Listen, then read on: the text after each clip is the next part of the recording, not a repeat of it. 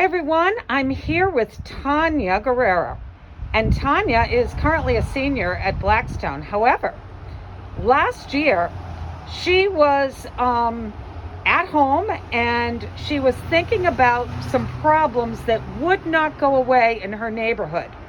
So Tania is going to tell us what problem was really aggravating her in her neighborhood.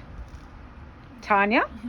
Hi everyone, my name is Tania, and last year I discovered a problem right in front of my house. Literally, there was a ton of crashes happening on the intersection, and nobody was doing anything about it. Even police would come, and they wouldn't even get reported.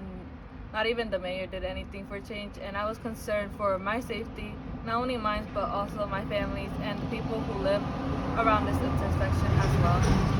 Now, Tania, why did you feel like no one was doing anything?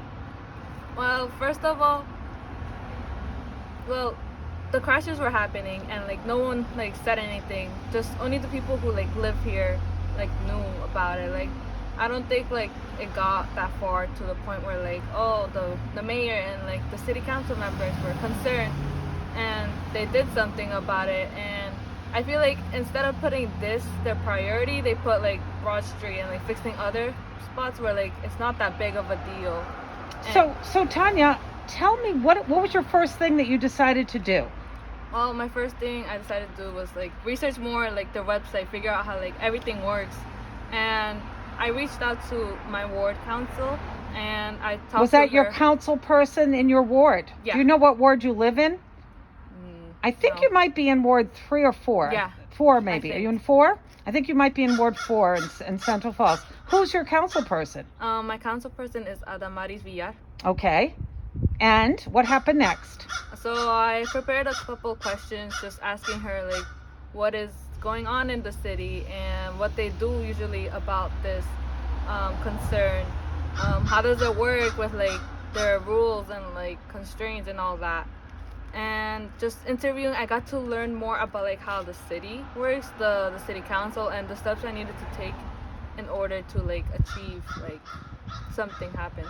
Now, I'm not going to go into all the detail or have you go into all the detail, but I am going to say that Tania is still working on pursuing a resolution to this problem. But her city council person started taking some steps, and you did get a police report, but there's some issues with it. So there's still more to be done in this problem. But do you feel like you pretty much learned what are the kind of things you learned about being in community and how to solve problems from doing this? Yeah, so one main thing I learned was how city council stuff works. What is it to bring up something, a problem? What is it to work with them to come up with a solution?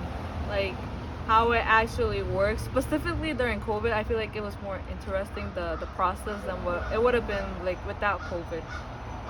And why is that? Well, COVID made it really difficult for all the board meetings to happen, and just interviews and all that was a little more easier, but it was hard to be in a room, sit down and talk about the problems and come up with solutions. Great. So yeah, so they didn't have live board meetings, although they are now.